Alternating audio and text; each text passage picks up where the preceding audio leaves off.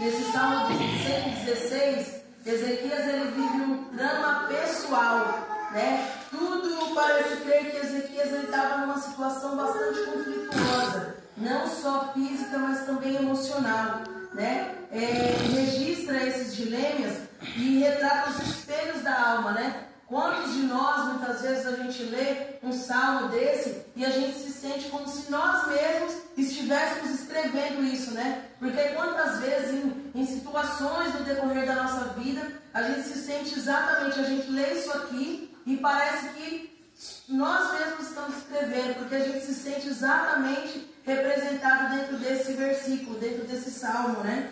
E aqui no versículo 2, o que ele fez em virtude de Deus ter respondido à súplica dele. E no versículo 3, ele enfrentou problemas internos e externos, né? Porque inclinou para mim os seus ouvidos, portanto invocá-lo-ei enquanto eu viver. Cordéis da morte me cercaram, e angústias do inferno se apoderaram de mim. Encontrei aperto e tristeza. Quantas situações muitas vezes nós passamos na nossa vida que parece, imagina, né, cordéis do inferno, né? Imagina que tristeza, que profunda tristeza esse homem estava a ponto de ter escrito de ter sentido essa dificuldade, de ter se sentido totalmente aprisionado em cordéis de tristeza, né? Quando nós observamos ali a vida de Ezequias, quando ele estava naquele momento de tristeza, aquela dificuldade, uma das dificuldades dele,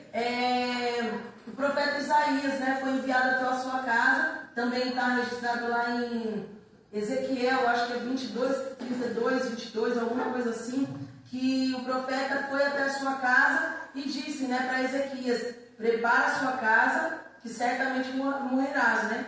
Então, quando ele estava no meio de tudo isso, ele ainda recebeu, não bastava toda aquela situação de doença, de angústia, aí ele ainda recebeu um profeta dizendo para ele preparar a sua casa. E naquele momento, o que sobrou para Ezequias? Uma parede para ele chorar. Um dos versículos que sucede ali a visita de Isaías diz que Ezequias ele virou para uma parede e ele chorou, e ele orou profundamente e copiosamente e fervorosamente. E o mais interessante que dentro dessa sequência de acontecimentos de Ezequias, que ele rapidamente foi respondido, né? As escrituras relatam que antes que Isaías saísse daquela cidade, né, dos portões daquela cidade, Deus respondeu a oração de Ezequias e o profeta voltou até a residência de Ezequias e falou, né, que Deus estava acrescentando, curando e acrescentando mais 15 anos de vida. Então, quero trazer aos irmãos, né, só fazer um parêntese dentro desse versículo 2 e 3, que muitas vezes nós recebemos uma notícia triste, nós nos encontramos numa situação de profunda tristeza ou num vento muito forte de dificuldade dentro da nossa família, da nossa casa. Muitas vezes nós recebemos uma notícia tão impactante e nós não respondemos à altura, né? Porque Ezequias ele recebeu aquela profecia da parte de Deus ali e ele respondeu à altura. Ele recebeu aquela notícia de que era para ele preparar a sua casa porque ele morreria, mas ele orou fervorosamente, como alguns dias atrás nós falamos aqui em uma das mensagens, que nós precisamos apresentar ao Senhor as nossas dificuldades conforme o tamanho daquela necessidade. Ele recebeu a notícia de que ele morreria, ele não poderia falar: Senhor, eu queria tanto viver, eu queria tanto tomar café da tarde com os meus filhos, mas o Senhor está querendo me levar a essa passagem. Ela nos mostra que o quê?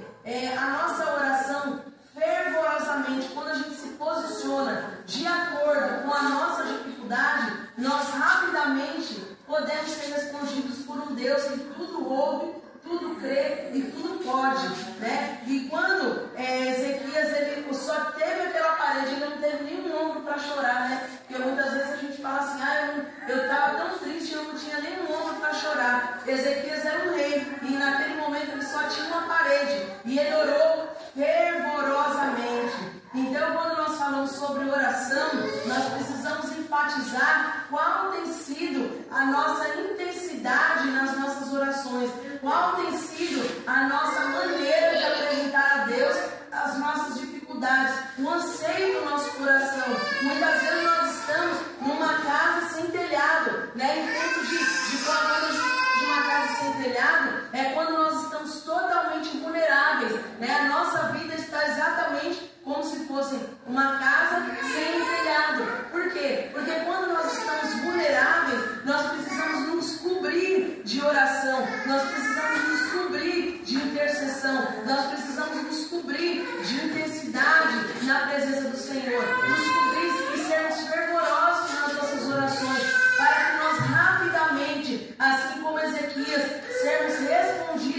Senhor.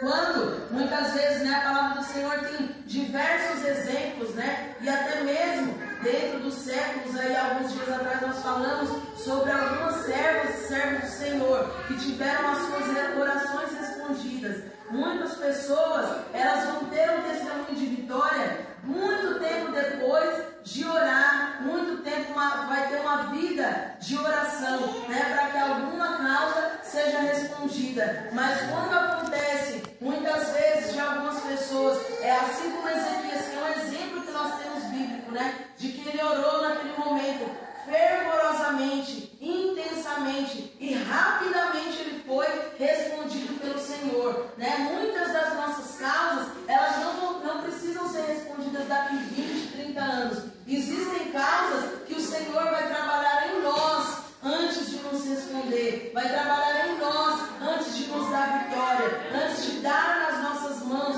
aquela vitória, aquela cura, aquela bênção, aquela vitória financeira e muitas vezes até uma vitória emocional, até uma vitória física. Mas muitas vezes nós precisamos apresentar uma demanda ao Senhor de uma maneira imediata, de uma maneira urgente, assim como nós temos o exemplo aqui de Ezequias, que ele orou e ele, antes que o profeta saísse do limite da cidade, Deus respondeu à oração de Ezequias e fez com que aquele profeta retornasse e dissesse tudo aquilo que aquele rei precisava receber, dizendo: olha, a sua oração ela chegou e já foi respondida. Então, nós podemos tomar a Ezequias nesse quesito como um exemplo, né, de que nós precisamos colocar nas mãos do Senhor as nossas dificuldades imediatas. Nós precisamos colocar no Senhor, ter tanta liberdade, intimidade e privacidade com o Senhor em oração, em intimidade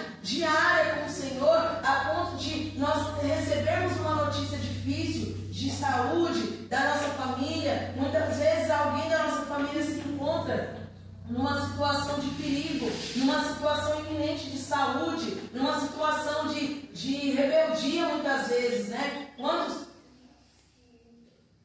Muitas vezes, dentro da nossa família, ou pessoas que nós amamos, amigos próximos, que você olha assim, uma pessoa numa situação tão alta de rebeldia, né, contra o Senhor, contra a palavra. Muitas vezes pessoas que conhecem o Evangelho, né, muitas vezes a gente coloca aquela causa na mão do Senhor e a gente ora uma vez ou outra, ou de vez em quando, mas aquilo precisa nos afetar profundamente, né, para que nós possamos apresentar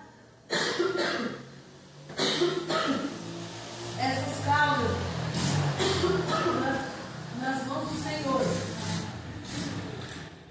de uma maneira mais intensa, né, de uma maneira mais imediata, para que as nossas orações sejam respondidas, né? Quando nós olhamos também no versículo 5, do 4 ao 6, nós passamos a entender que o clamor do Senhor, o clamor ao Senhor, ele nos leva a um nível de intimidade e de privacidade com o Senhor, né? Não é nem a privacidade, é a intimidade mais profunda, né?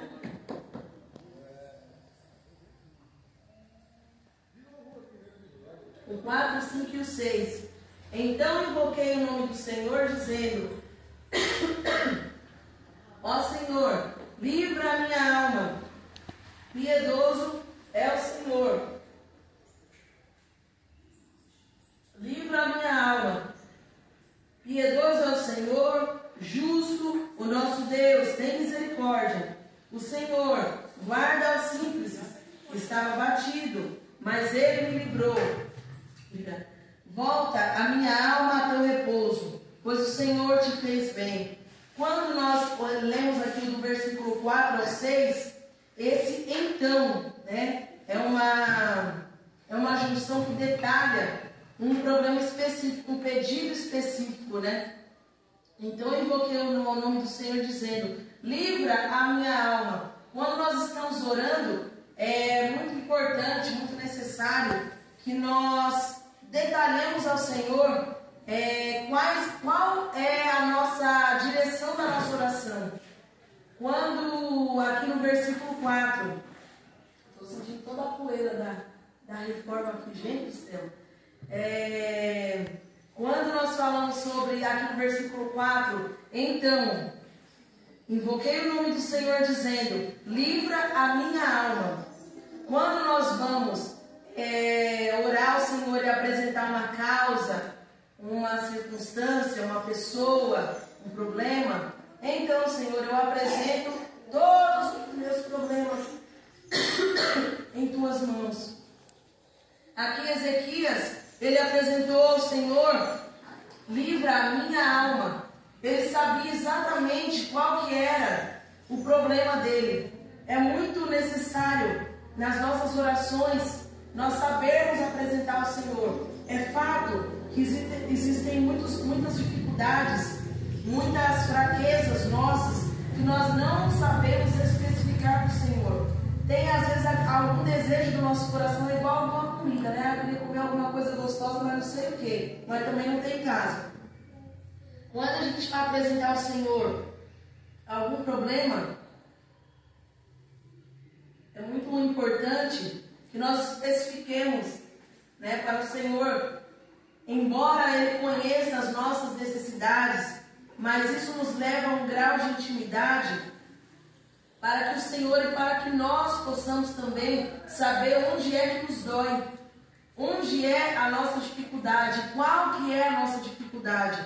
Assim como o versículo 4 aqui, Senhor, livra a minha alma. Ele era um rei, ele estava com um problema físico, mas ele tinha plena percepção de que a alma dele também estava sofrendo. A alma dele também estava amarrada por uma angústia. Ele não estava, quantas pessoas, né, que estão